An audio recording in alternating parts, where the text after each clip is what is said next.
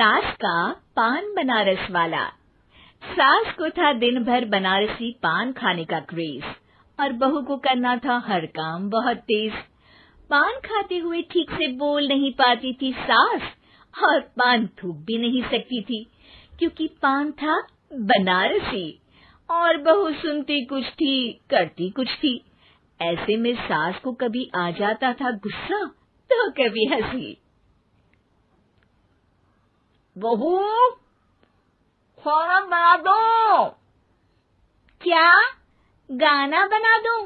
जी अभी बना कर लाई।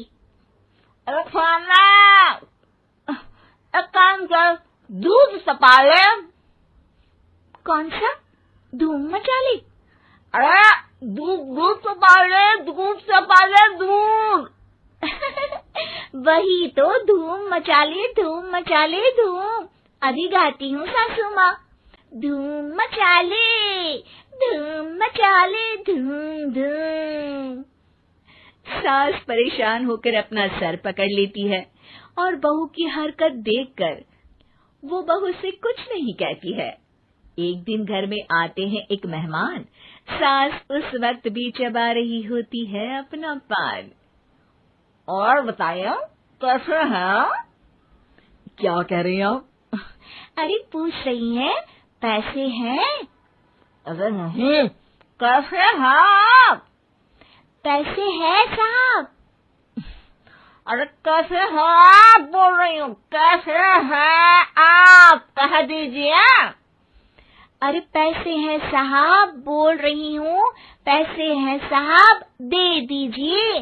अरे पैसे क्यों मांग रही हैं? हमने कोई उधार लिया है क्या आपसे? अरे नहीं तो। वही तो बोल रही है।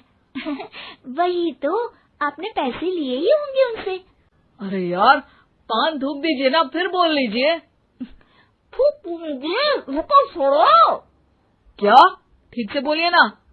थूक लूंगी, रुको छोड़ो। कह रही हैं ठोक दूंगी, रुको थोड़ा। अरे हम मेहमान हैं आपके यहाँ, नाश्ता पानी की बात करने की जगह मारपीट की बात कर रही हैं आप। अरे नाश्ता तो कर लो। है क्या बोल रही हैं? रास्ता पकड़ लो। गजब बेइज्जती है यार, दोनों सास बहू मिलकर डरा धमका रही हैं।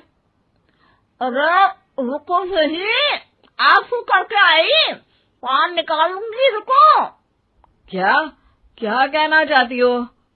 अरे रुको भी, आंसू करके आई, पान निकालूंगी, रुको। बस इतना कहकर सास चली जाती है थूकने पान, लेकिन बहू से सास की बात का मतलब पूछ लेते हैं मेहमान। अब ये क्या बोल कर गई हैं? सुना नहीं? बोल रही थी रुको अभी चाकू धार के लाई, जान निकाल लूंगी, रुको। बस बहू की बात सुन के भाग जाते हैं गेस्ट और सास का पान थूकना भी चला जाता है वेस्ट। अरे मेहमान किधर गए? भाग गए। आपने कहा था ना चाकू जान निकाल लेंगी। अरे बोला था आथू, चाकू नहीं, और पान निकाल लूंगी, जान नहीं। अरे तू मेरी गजल का रीमिक्स बनाएगी तो लोग कुछ का कुछ तो समझेंगे ही। अरे क्यों बोलती है बीच में? आपकी बात किसी को समझ में नहीं आती इसलिए।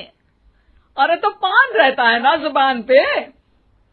अरे खाई के पान बनारस वाला, लग जाता है आपकी जुबान पर ताला। माँ जी 1000 बार समझाया है, पान खाते वक्त चुप रहा करिए, बात का बतंगड़ बन जाता है।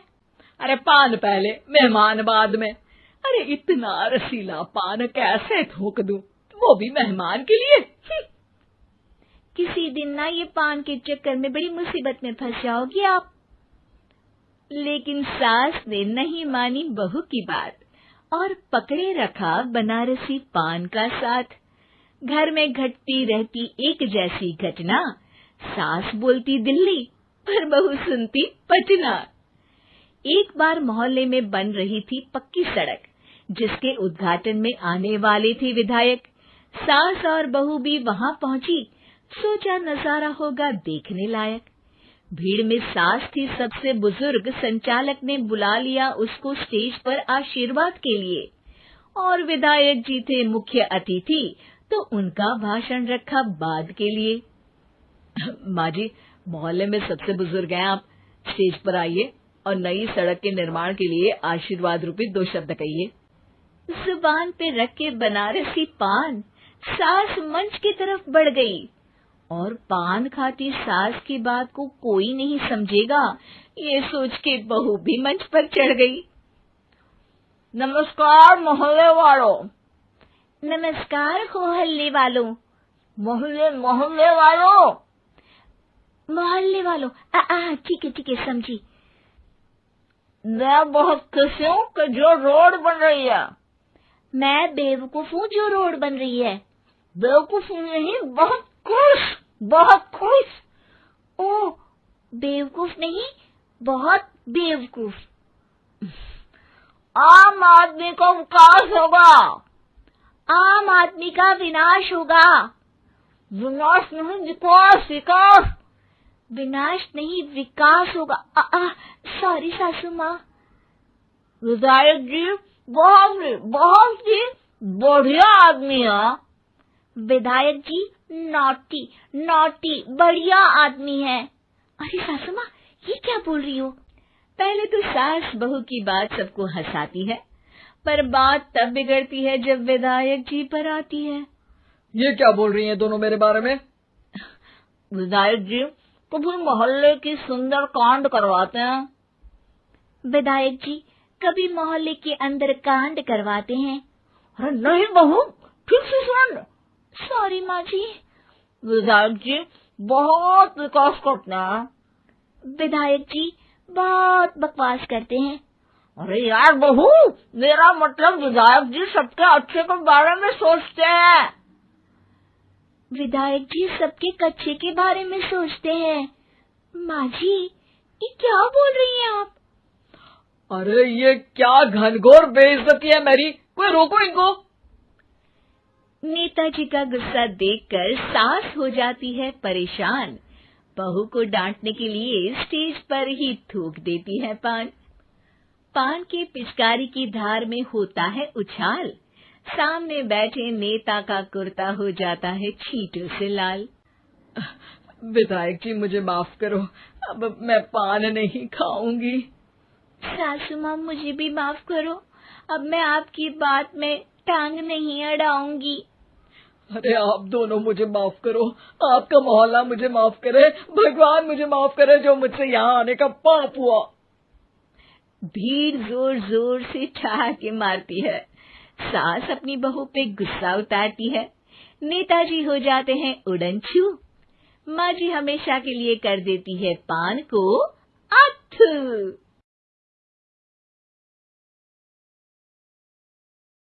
भर गई थी, पर उन्होंने इतना ज्यादा पाप किया कि परमेश्वर को दुख हुआ कि उसने उन्हें बनाया था।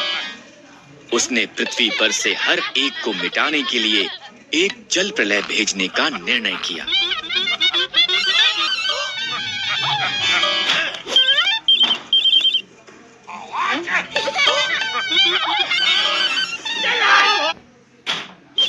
यहाँ पर नूह नाम का एक मनुष्य था जो अन्य लोगों के समान नहीं था। नूह ने परमेश्वर से प्रेम किया और उसके आज्ञा का पालन किया। परमेश्वर ने नूह और उसके परिवार को जल प्रलय से बचाने का निर्णय किया।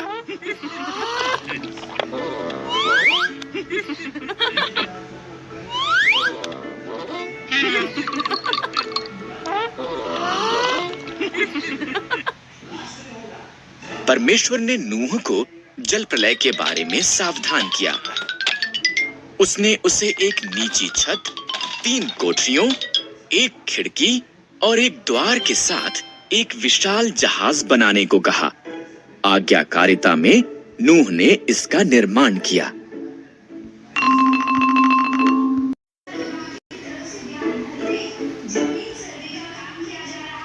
परमेश्वर ने नूह को प्रत्येक जानवर की किस्मों में 2-2 करके लेने को कहा, 1 नर 1 नारी। तब नूह, उसका परिवार और जानवर जहाज के अंदर गए। परमेश्वर ने द्वार को बंद कर दिया।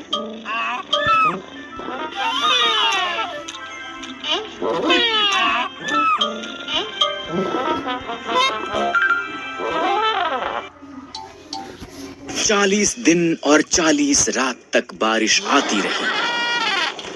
पानी आकाश से गिरा और समुद्रों और झीलों से भी ऊपर आया, यहाँ तक कि सबसे ऊंचे पहाड़ भी पानी में डूब गए।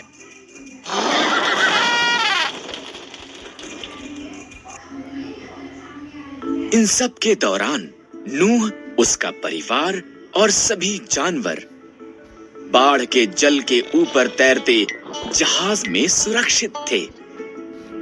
परमेश्वर एक पल के लिए भी नूह को भूला नहीं था।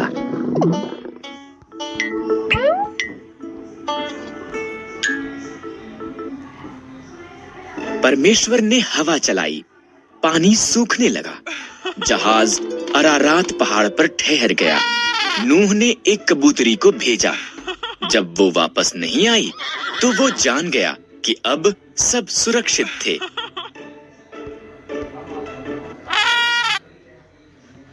जब पृथ्वी सूख गई, परमेश्वर ने उन्हें बाहर आने के लिए कहा। उसने आकाश में एक इंद्रधनुष को वादे के रूप में रखकर कहा कि वो कभी भी पूरी पृथ्वी को जल प्रलय द्वारा दोबारा नाश नहीं करेगा।